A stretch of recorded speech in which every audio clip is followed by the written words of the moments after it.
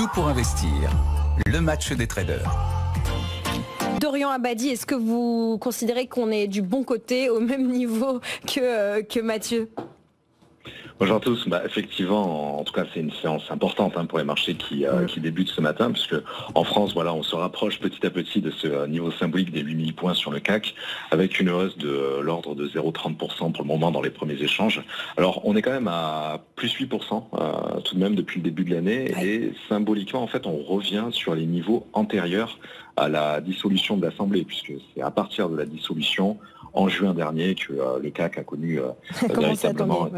Ça a commencé fortement effectivement à tanguer à partir de juin et finalement jusqu'à la fin de l'année, parce qu'on avait également les craintes autour de Trump, il y a eu le ralentissement économique, bref, il y a eu tout un tas de sujets.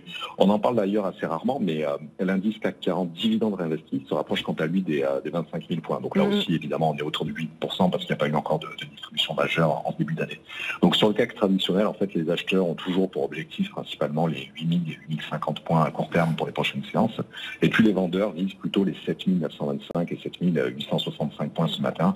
C'est vrai que les volumes sont assez faibles, puisque tout le monde attend avec impatience les chiffres de l'inflation américaine à 14h30. Alors en réalité, comme toujours, ça va être source de spéculation sur les prochaines baisses de taux, mais c'est vrai que cette fois-ci, ça devrait être un peu moins exacerbé, dans le sens où on a déjà eu le verdict de la Fed mercredi soir. Pas de changement sur les taux, ça a fait hurler d'ailleurs Donald Trump par rapport à Jérôme Powell. Et puis on a également eu le verdict européen hier, une baisse très largement insuffisante de l'ordre de 0,25%, insuffisante pour lancer l'économie européenne au point mort, et alors que l'inflation est maîtrisée, on l'a encore vu avec les chiffres français ce matin. Voilà, un petit mot enfin, on a quand même du côté des entreprises deux poids lourds aujourd'hui, Exxon et Chevron, donc les deux majors pétrolières américaines à surveiller, et bien sûr à nouveau le sujet explosif des droits de douane, puisque hier Trump a confirmé que le Mexique et le Canada seraient à frapper à hauteur de 25% dès le 1er février.